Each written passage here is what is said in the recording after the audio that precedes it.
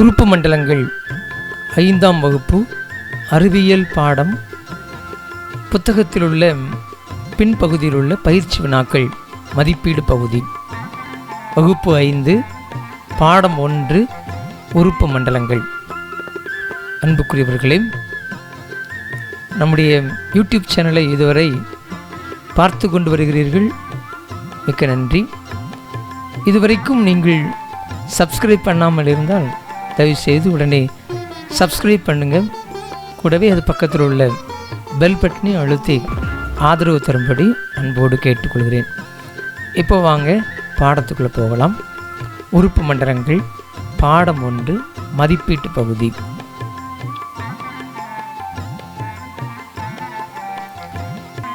உறுப்பு மண்டலங்கள் சரியான விடையை தெரிந்தெடு. முதல் கொஸ்டின், மனித உணவு பாதையின் நீளம் என்ன? 4 விடைகள் கொடுக்கப்பட்டிருக்கிறது. 3 முதல் 5 மீட்டர், 5 முதல் 6 மீட்டர், 9 முதல் 11 மீட்டர், 6 முதல் 9 மீட்டர். சரியான விடை எதுன்னு பார்ப்போமா? Wrong answer. ஆ தவறான விடை, இ தவறான விடை, இ கரெக்ட் ஆன்சர். Very good. இரண்டாவது கேள்வி, சுவாசத்துடன் தொடர்புடைய உறுப்பு எது? சுவாசத்துடன் தொடர்புடைய உறுப்பு எது? 4 விடைகள் கொடுக்கப்பட்டிருக்குது. சிறுநீரகம், நுரையீரல்கள், இதயம், மூளை. பார்ப்போமா? சிறுநீரகம் தவறு, நுரையீரல்கள் சரியான விடை,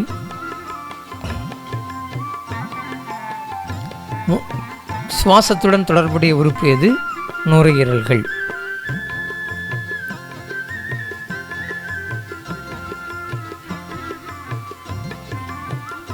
நமது உடலில் எத்தனை சிறுநீரகங்கள் உள்ளன? 3வது கேள்வி. 4 விடைகள் கொடுக்கப்பட்டிருக்கிறது. 2, 3, 1, 4. பார்க்கலாமா?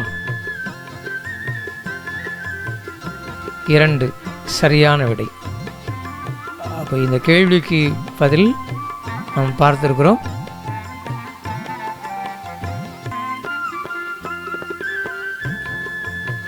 முதல் கேள்விக்கு என்ன பார்த்தோம்?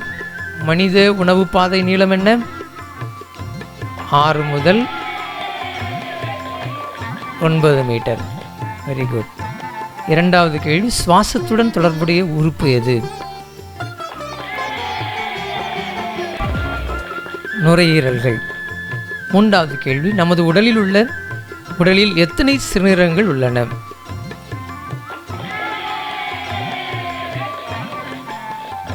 Very good.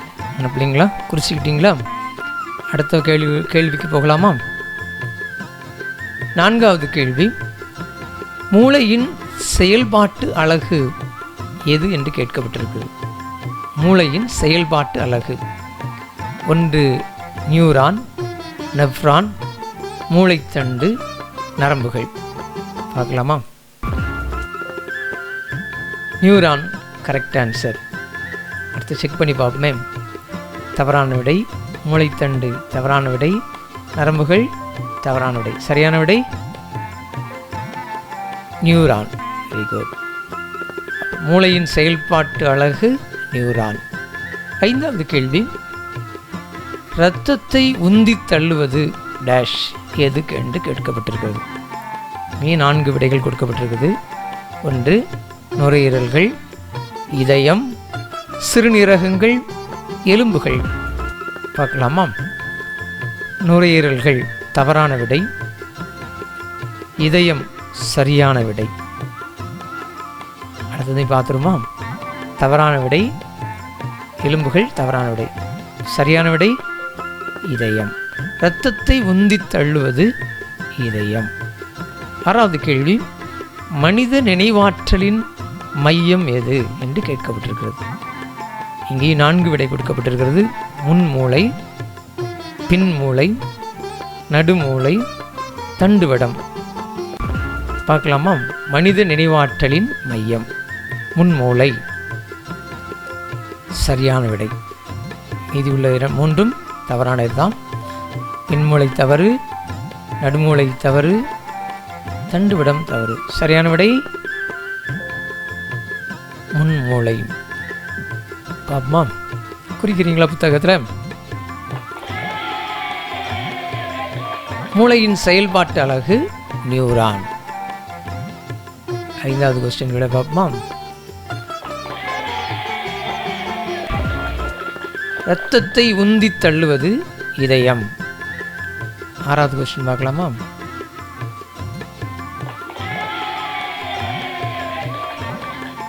மனித நினைவாற்றலின் மையம் முன்மூளை. என்ன பண்ணீங்களா? குறிச்சுக்கிட்டீங்களா? ஓகே, நெக்ஸ்ட் போகலாம். கோடிட்ட நிரப்புக. சரியான விடை தெரிந்த இடத்தை எழுதி பார்த்தோம். அடுத்து நம்ம கொடுக்கப்பட்டிருக்கிறது கோடிட்ட நிரப்புக. 5 கொஸ்டின் கொடுக்கப்பட்டிருக்கிறது. 1, உறுப்புகளின் தொகுதிகள் டேஸ் மண்டலத்தை உருவாக்குகின்றன. உறுப்புகளின் தொகுதிகள் டேஸ் மண்டலத்தை உருவாக்குகின்றன. விடை என்னன்னு பார்க்கலாமா? உறுப்பு. உறுப்புகளின் தொகுதிகள் உறுப்பு மண்டலத்தை உருவாக்குகின்றன. 2வது கொஸ்டின், உடல் கழிவுகளை வெளியேற்றும் செயல் டேஸ் எனப்படும். உடல் கழிவுகளை வெளியேற்றும் செயல் டேஷ் எனப்படும். என்னன்னு பார்ப்போமா? கழிவு நீக்கம். உடல் கழிவுகளை வெளியேற்றும் செயல் கழிவு நீக்கம் எனப்படும். 3வது, மனித இதயத்திலுள்ள அறைகளின் எண்ணிக்கை டேஷ். படத்தில் பார்த்தோம்ல மனித இதயத்தில் எத்தனை அறைகள் இருக்குன்ட்டு. விடையை பார்ப்போமா? 4. மனித இதயத்திலுள்ள அறைகளின் எண்ணிக்கை 4. 4வது கொஸ்டின், சிறுநீரகங்களின் செயல் அலகு டேஷ். சிறுநீரகங்களின் செயல் அலகு டேஷ். அழகு பார்ப்போமா? நெஃப்ரான்கள். சிறுநீரகங்களின் செயலலகு நெஃப்ரான்கள். 5, மனித நரம்பு மண்டலம் டேஷ் பகுதிகளாக பிரிக்கப்பட்டுள்ளது. எத்தனை பகுதி? விடை 2 பகுதிகளாக பிரிக்கப்பட்டுள்ளது. மனித நரம்பு மண்டலம் 2 பகுதிகளாக பிரிக்கப்பட்டுள்ளது. எழுதுகிறீங்களா? முதல் கேள்விக்கு உறுப்பு,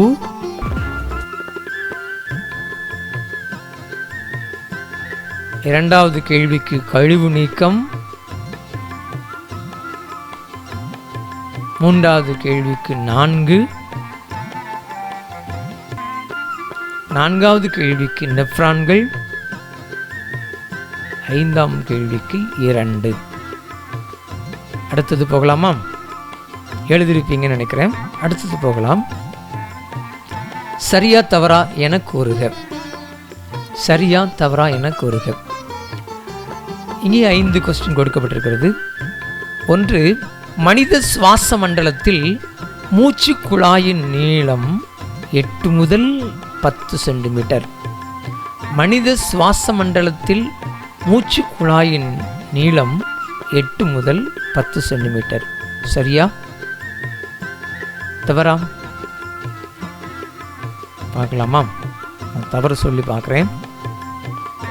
கரெக்ட் ஆன்சர். அப்போ இது தவறு. மனித சுவாச மண்டலத்தின் மூச்சுக்குழாய் நீளம் 8 முதல் 10 சென்டிமீட்டர் இல்லை.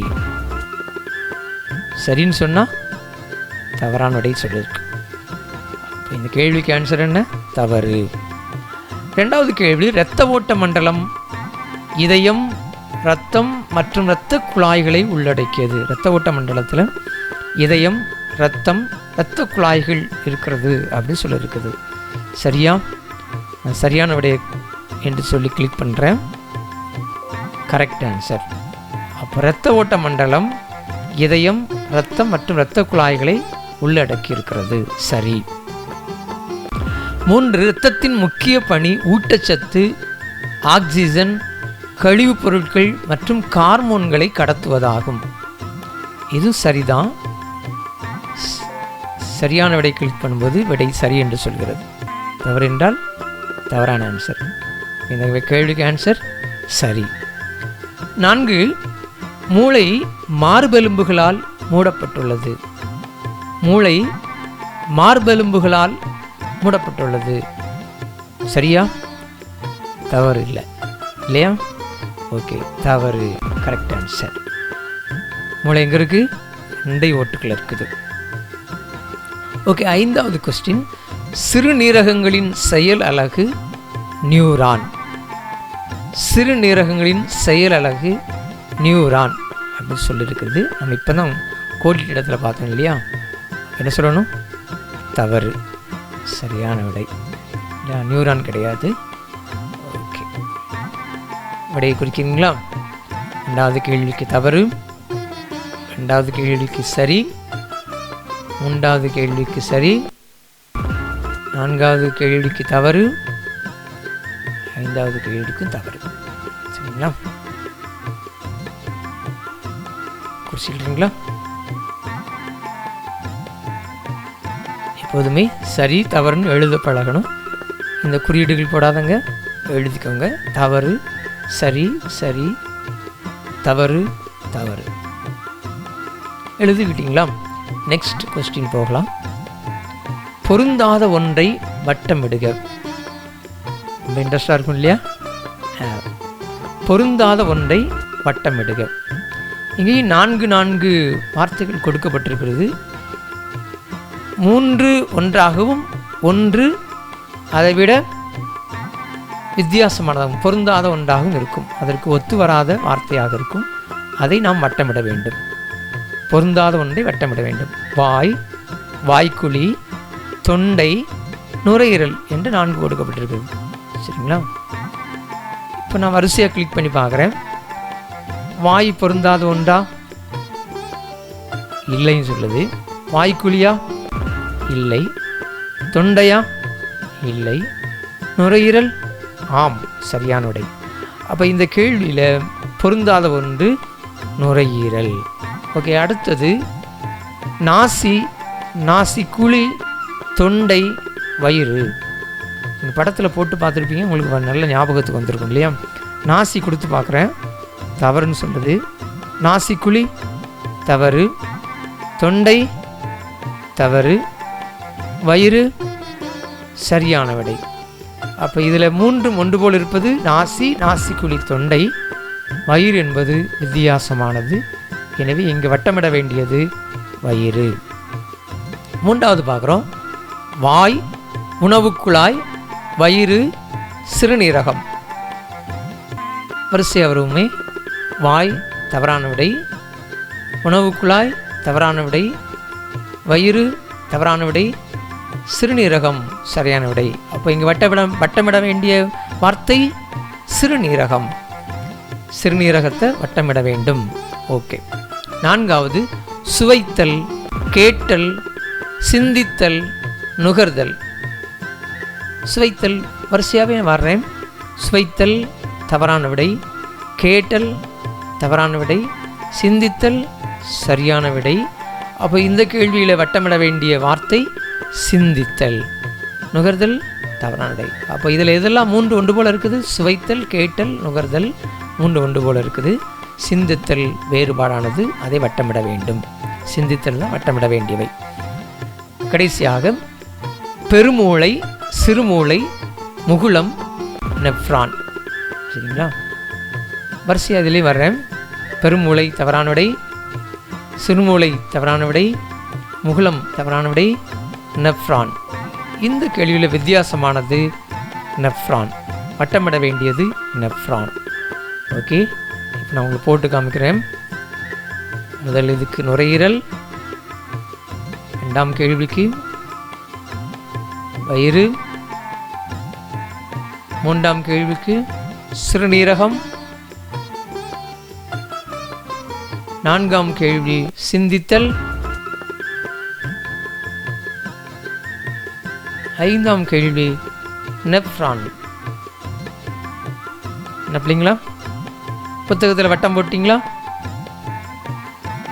ஒன்று போல் உள்ள மீதம் உள்ள 3 வார்த்தைகளும் உங்களுக்கு வேறு கலரில் காமிச்சிருக்கிறேன். விடைக்கு வட்டமிட்டு காண்பித்திருக்கிறேன். வட்டம் போட்டுக்கொள்ளுங்கள். நெக்ஸ்ட் போகலாமா? பொறுத்துக. இங்கே 5 கொடுக்கப்பட்டிருக்கிறது. செரிமான மண்டலம், சுவாச மண்டலம், இரத்த ஓட்ட மண்டலம், கழிவு நீக்க மண்டலம், நரம்பு மண்டலம். 5 கொடுத்துருக்கிறது இடது பக்கத்தில். செரிமான மண்டலம், சுவாச மண்டலம், இரத்த ஓட்ட மண்டலம், கழிவு நீக்க மண்டலம், நரம்பு மண்டலம் 5 கொடுக்கப்பட்டிருக்கிறது. வலது பக்கத்தில் 5 விடைகள் கொடுக்கப்பட்டிருக்கிறது. அது வரிசை மாற்றிலே கொடுக்கப்பட்டிருக்கிறது. வரிசை மாற்றி கொடுக்கப்பட்டிருக்கிறது. சிறுநீரகம், மூளை, உணவு குழாய், இதயம், நுரையீரல். கோடு போடாதங்க, அங்கெங்கேயும் கிராஸ் கோடு. இது சைடில் நீங்கள் என்ன செய்யணும்னா விடையை எடுத்து எழுத வேண்டும். உங்கள் புத்தகத்திலே நீங்கள் விடையை தான் எழுத வேண்டும். செரிமான மண்டலத்துக்கு என்ன விட? இந்த 5ல் 1 பொருந்தணும் இல்லையா? 5ல் 1 எதுன்னு பார்ப்போமா? நான் 1 அமுக்கிறேன். உணவு குழாய். செரிமான மண்டலம் என்பது உணவு குழாயை சார்ந்தது. 2வது பார்ப்போம். சுவாச மண்டலம், நுரையீரல். சுவாச மண்டலம், நுரையீரல். இங்குள்ள நுரையீரல் அங்கே வந்துச்சு. 3 இரத்த ஓட்ட மண்டலம், இதயம். 4 கழிவு நீக்க மண்டலம், சிறுநீரகம். இங்குள்ள சிறுநீரகம் வந்துச்சு. 5 கடைசியாக என்ன இருக்குது? மூளை இல்லையா? பாருங்க, செரிமான மண்டலம் என்றால் உணவு குழாய், சுவாச மண்டலம் அது சம்பந்தப்பட்டது நுரையீரல், இரத்த ஓட்ட மண்டலம் சம்பந்தப்பட்டது இதயம், கழிவு நீக்க மண்டலம் சம்பந்தப்பட்டது சிறுநீரகம், நரம்பு மண்டலம் மூளை.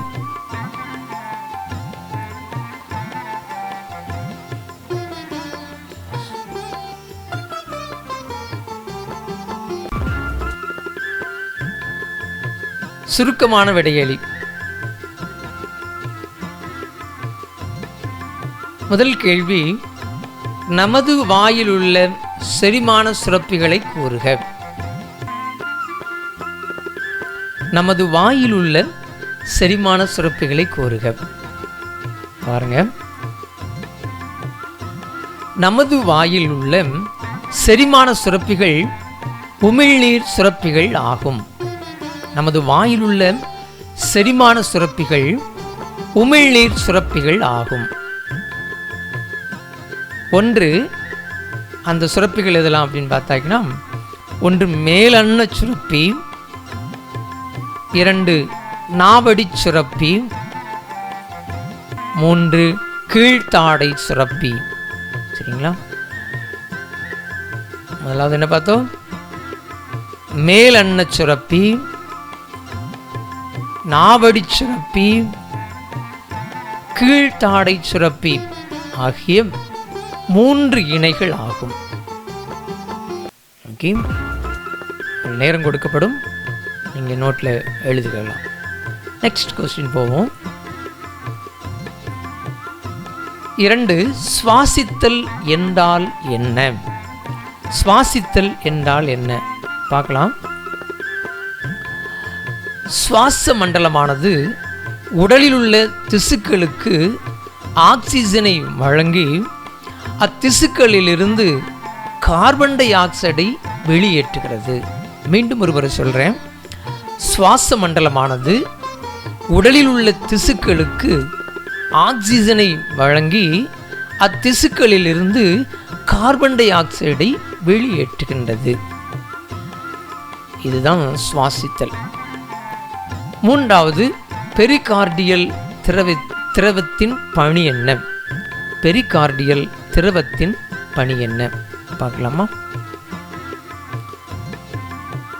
பெரிகார்டியல் திரவம் இதயத்தை அதிர்ச்சியிலிருந்து பாதுகாக்கிறது. இதயம் முக்கியமான நமக்கு உறுப்பு. அது அதிர்ச்சி அடையக்கூடாது என்பதற்காக பெரிகார்டியல் திரவம் அதை பாதுகாக்கிறது. சரி, அடுத்த கொஸ்டின் போகலாம். இதய அறைகளின் பெயர்களை கூறு. சின்ன கொஸ்டினில் பார்த்தோம்னா இதயத்தில் எத்தனை அறைகள் இருக்குன்ட்டு 4 விடை எழுதணும் இல்லையா? அது எதெல்லாம் பெயர் கேட்டிருக்குது பார்க்கலாம். இதயம் 4 அறைகளை கொண்டுள்ளது. இதயம் 4 அறைகளை கொண்டுள்ளது. இதயத்தின் மேல் அறைகள் 2 ஆரிக்கிள்கள் என்று அழைக்கப்படுகிறது. இதயத்தின் மேலறைகள் 2 ஆரிக்கிள்கள் என்று அழைக்கப்படுகின்றன. தடித்த 2 கீழறைகளும் வென்ட்ரிக்கிள்கள் என்று அழைக்கப்படுகின்றன. மொத்தம் எத்தனை அறைகள் சொன்னோம்? 4 அறைகள். மேலே 2 அறைகள் இருக்குது, அது ஆரிக்கிள்கள் என்று அழைக்கப்படுகின்றது. ஒன்று வலது ஆரிக்கிள், மற்றொன்று இடது ஆரிக்கிள். தடித்த 2 கீழ் அறைகளும் வென்ட்ரிக்கிள்கள் என்று அழைக்கப்படுகின்றன. அது வலது இடது வென்ட்ரிக்கிள்கள் என்று அழைக்கப்படுகின்றன. புரிஞ்சுக்கிட்டீங்களா? அடுத்த கொஸ்டின் போகலாமா? 5வது கொஸ்டின். கழிவு நீக்க உறுப்புகளை வரிசைப்படுத்துக. கழிவு நீக்க மண்டலம் படித்தோம் இல்லையா? அதில் படம் பார்த்தோம், பாகங்கள் குறித்தோம் இல்லையா? அதை கேள்விகளாக கேட்டிருக்குது. கழிவு நீக்க உறுப்புகளை வரிசைப்படுத்து. சிறுநீர் பை, சிறுநீர் குழாய், சிறுநீரகம், சிறுநீர் புறவெளி என்று ஒரு 4 விடை கொடுக்கப்பட்டிருக்கிறது. அது சரியான வரிசை கிரகமாக இல்லாமல் வரிசை மாற்றிலே கொடுக்கப்பட்டிருக்கிறது. நாம் அதை வரிசைப்படுத்த வேண்டும். பார்க்கலாம். பாடத்தில் படித்தப்போ அந்த படத்தை நினைவு கொண்டுடுறோம். மேலே இருக்கிற 2 என்னது? சிறுநீரகங்கள் இல்லையா? வலது இடது சிறுநீரகங்கள்.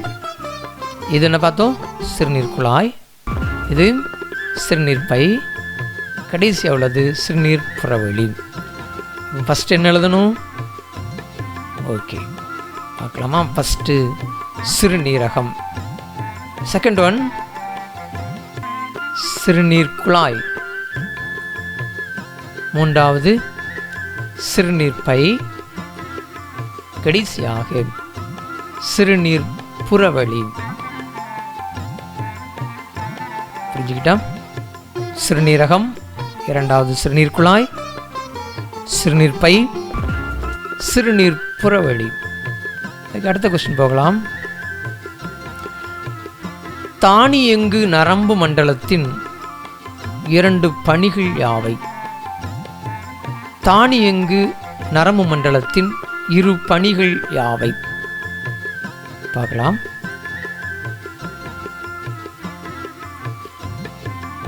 தானியங்கு நரம்பு மண்டலம் உடலின் உள் உறுப்புகளின் நரம்புகளை கட்டுப்படுத்துகிறது. தானியங்கு நரம்பு மண்டலம் உடலின் உள் உறுப்புகளின் நரம்புகளை கட்டுப்படுத்துகிறது. அடுத்து இதய துடிப்பு, சுவாசித்தல், செரிமானம், கழிவு நீக்கம் போன்ற உடலியல் செயல்களை ஒழுங்குபடுத்துகிறது. இதய துடிப்பு, சுவாசித்தல், செரிமானம், கழிவு நீக்கம் போன்ற உடலியல் செயல்களை ஒழுங்குபடுத்துகிறது. புரிஞ்சுக்கிட்டீங்களா?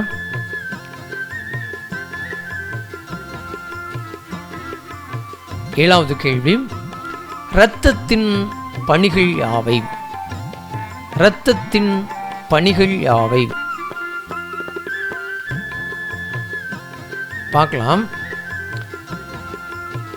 இரத்தம் சத்துக்கள், ஆக்சிஜன், கழிவுகள் மற்றும் ஹார்மோன்களை கடத்துகிறது.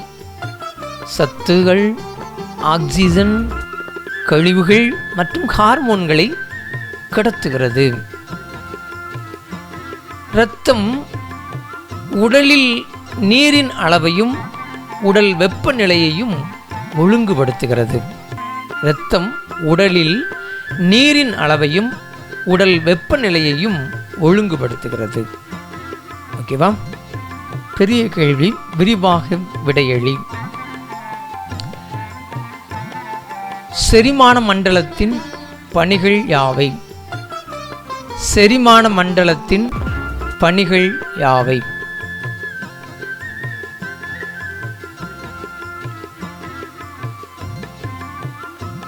நாம் உண்ணும் உணவிலிருந்து ஆற்றலை தருவதே செரிமான மண்டலத்தின் முக்கிய பணியாகும். நாம் உண்ணும் உணவிலிருந்து ஆற்றலை தருவதே செரிமான மண்டலத்தின் முக்கிய பணியாகும். சிக்கலான மூலக்கூறுகளாலான உணவு நொதிகளின் உதவியால் சிதைக்கப்பட்டு செரிக்கப்படுகிறது. சிக்கலான மூலக்கூறுகளால் ஆன உணவு நொதிகளின் உதவியால் சிதைக்கப்பட்டு செரிக்கப்படுகிறது. செரிக்கப்பட்ட உணவு சிறு குடல் சுவரிலுள்ள குடல் உறிஞ்சிகள் மூலம் உறிஞ்சப்படுகிறது. செரிக்கப்பட்ட உணவு சிறு குடல் சுவரிலுள்ள குடல் உறிஞ்சிகள் மூலம் உறிஞ்சப்படுகிறது. உறிஞ்சப்பட்ட உணவானது செல்லினுள் பயன்படுத்தப்படும் விதமாக மாற்றப்படுகிறது. உறிஞ்சப்பட்ட உணவானது செல்லினுள் பயன்படுத்தப்படும் விதமாக மாற்றப்படுகிறது.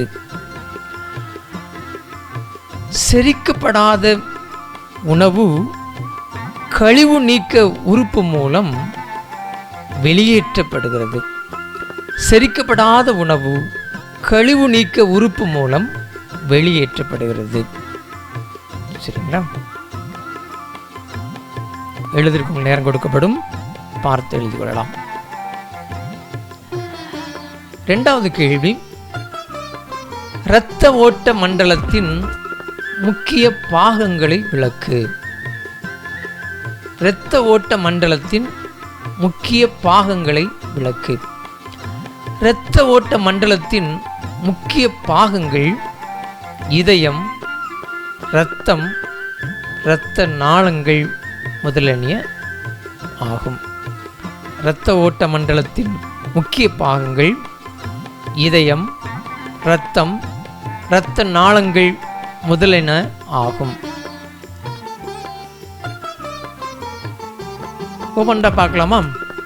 இதயம்.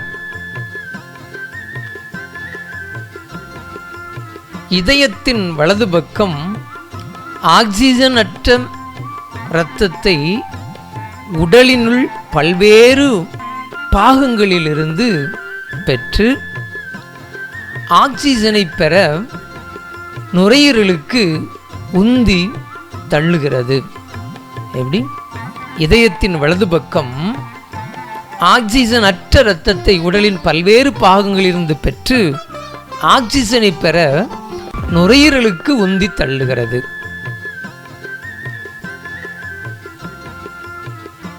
இதயத்தின் இடது பக்கம் ஆக்சிஜன் ஏற்றமடைந்த இரத்தத்தை நுரையீரலிலிருந்து பெற்று உடலின் பிற பாகங்களுக்கு உந்தி தள்ளுகிறது. முதலாவது ஆக்சிஜனை பெறுவதற்கு நுரையீரலுக்கு தள்ளுச்சு. இப்போ இடது பக்கம் ஆக்சிஜன் ஏற்றமடைந்த இரத்தத்தை நுரையீரலிலிருந்து பெற்று உடலின் பிற பாகங்களுக்கு உந்தி தள்ளுகிறது. சரிதானா? இது இதயத்தின் பணி. அடுத்து இரத்தம்.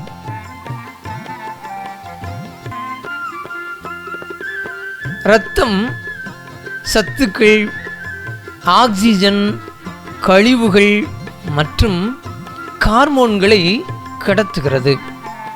இரத்தம் சத்துக்கள், ஆக்சிஜன், கழிவுகள் மற்றும் ஹார்மோன்களை கடத்துகிறது.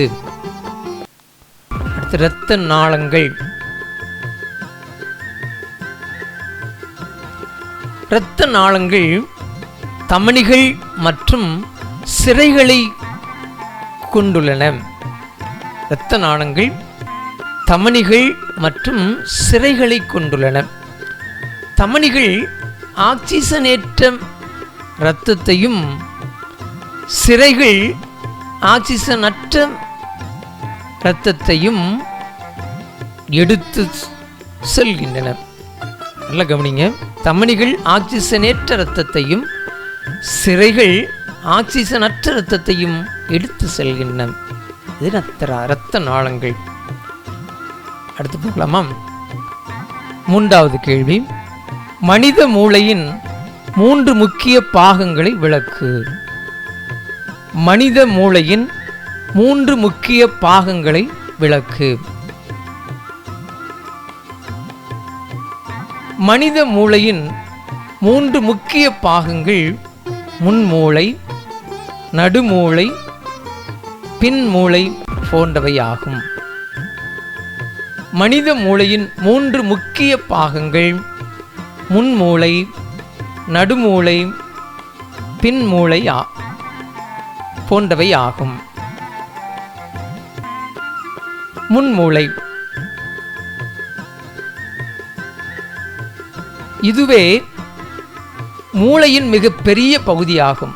முன்மூளை இதுவே மூளையின் மிகப்பெரிய பகுதியாகும். இது மனித நினைவாற்றலின் மையமாகும். இது மனித நினைவாற்றலின் மையமாகும். இது புத்தி கூர்மை, கற்பனை திறன், காரண காரியம் ஆகியவற்றிற்கு காரணமாகிறது. இது புத்தி கூர்மை, கற்பனை திறன், காரண காரியம் ஆகியவற்றிற்கு காரணமாகிறது. அடுத்து நடுமூளை.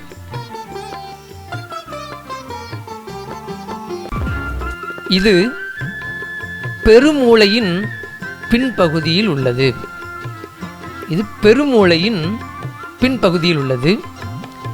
இது உடலின் தசைகளின் இயக்கத்தை ஒருங்கிணைக்கிறது.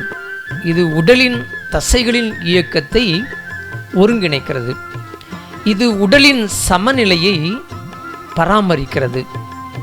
உடலின் சமநிலையை பராமரிக்கிறது. அடுத்ததாக பின்மூளை. பின்மூளை பான்ஸ் மற்றும் முகுளத்தால் ஆனது. பின்மூளை பான்ஸ் மற்றும் முகுளத்தால் ஆனது. இது சுவாசம், இதய துடிப்பு போன்ற தன்னிச்சையற்ற இயக்கங்களை கட்டுப்படுத்துகிறது. இது சுவாசம், இதய துடிப்பு போன்ற தன்னிச்சையற்ற இயக்கங்களை கட்டுப்படுத்துகிறது. இது மூளையை தண்டுவடத்துடன் இணைக்கிறது. இது மூளையை தண்டுவடத்துடன் இணைக்கிறது. அடுத்த கேள்வி, கீழே உள்ள படத்தில் மூளையின் பாகங்களை குறிக்கவும். மூளை படம் கொடுத்திருக்குது. இந்த மூளையின் பாகங்களை நம்ம குறிக்க சொல்லியிருக்கு. பார்க்கலாமா? வரிசையை மேலிருந்து வருவோம். முன்மூளை, தலாமஸ், பான்ஸ், முகுளம், தண்டுவடம், சிறுமூளை. இந்த பகுதி முன்மூளை, தலாமஸ், பான்ஸ், முகுளம், தண்டுவடம், சிறுமூளை. புத்தகத்திலே இப்படி உங்களுக்கு கொடுக்கப்பட்டிருக்கிறது. அதிலே நீங்கள் குறிச்சுக்கிடலாம்.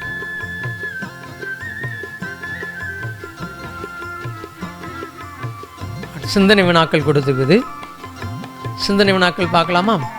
முதல் கொஸ்டின், இருசக்கர வாகனம் ஓட்டும்போது ஹெல்மெட் அணிவது ஏன்? இருசக்கரம் வாகனம் ஓட்டும்போது ஹெல்மெட் அணிவது ஏன்? பார்க்கலாம். இருசக்கர வாகனம் ஓட்டும்போது ஹெல்மெட் அணிவது அவசியம். கண்டிப்பாக ஹெல்மெட் அணிவது வேண்டும். அது நம்முடைய உயிருக்கு பாதுகாப்பு.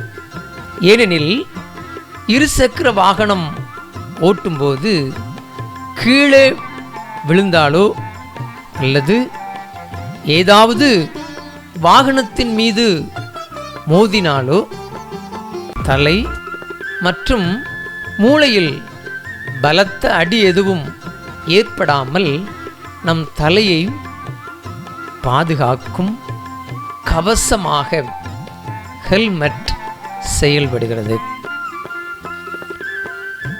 எதனால் ஹெல்மெட் அணியணும்? இருசக்கர வாகனம் ஓட்டும்போது கீழே விழுந்தாலோ அல்லது ஏதாவது வாகனத்தின் மீது மோதினாலோ நம்முடைய தலை மற்றும் மூளையில் பலத்த அடி எதுவும் ஏற்படாமல் நம் தலையை பாதுகாக்கும் கவசமாக ஹெல்மெட் செயல்படுகிறது. ஓகே, ரெண்டாவது ஒரு சிந்தனை நான் கொடுத்துருக்குது. துரித உணவு உண்பது நம் உடல் நலத்தை கெடுக்கும். நியாயப்படுத்து. ஃபாஸ்ட் ஃபுட் அப்படின்னு சொல்கிறோம்ல, இது நம்ம உடல் நலத்துக்கு கேடு என்று நம்மளை சொல்லியிருக்குது. சொல்லலாமா? துரித உணவை அடிக்கடி உண்பது உடலில் இளம் வயதிலேயே பல நோய்களை உருவாக்கும். துரித உணவை அடிக்கடி உண்பது உடலில் இளம் வயதிலேயே பல நோய்களை உருவாக்கும்.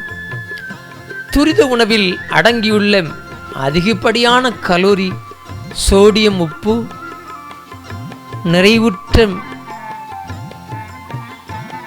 கொழுப்பு மற்றும் செயற்கை வேதிப்பொருட்கள் இளம் வயதிலேயே டயபெட்டிஸ், மூட்டு வலி, இதய நோய் மற்றும் இரத்த அழுத்தம் போன்ற நோய்களை உண்டாக்குகிறது.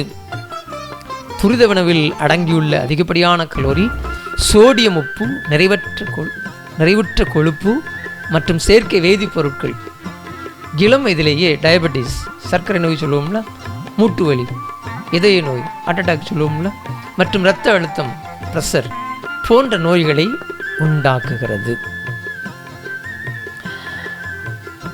உடல் பருமன், ஆஸ்துமா மற்றும் சுவாச பிரச்சனைகளுக்கு வித்திடுகிறது. இந்த துரித உணவு உடல் பருமன், ஆஸ்துமா, சுவாச பிரச்சனைகளுக்கு காரணமாக இருக்கிறது. எனவே துரித உணவு உண்பது நம் உடல் நலத்துக்கு கேடு உண்டாக்குகிறது. ஓகே, இந்த வீடியோவை இதுவரைக்கும் பார்த்ததற்கு நன்றி. தொடர்ந்து இதுவரைக்கும் நம்முடைய சேனலை சப்ஸ்கிரைப் பண்ணாதவர்கள் தயவுசெய்து உடனே சப்ஸ்கிரைப் பண்ணுங்கள். கூடவே அதன் அருகில் உள்ள பெல் பட்டனையும் அழுத்துங்கள். நன்றியுடன் உங்களை சந்திப்பேன்.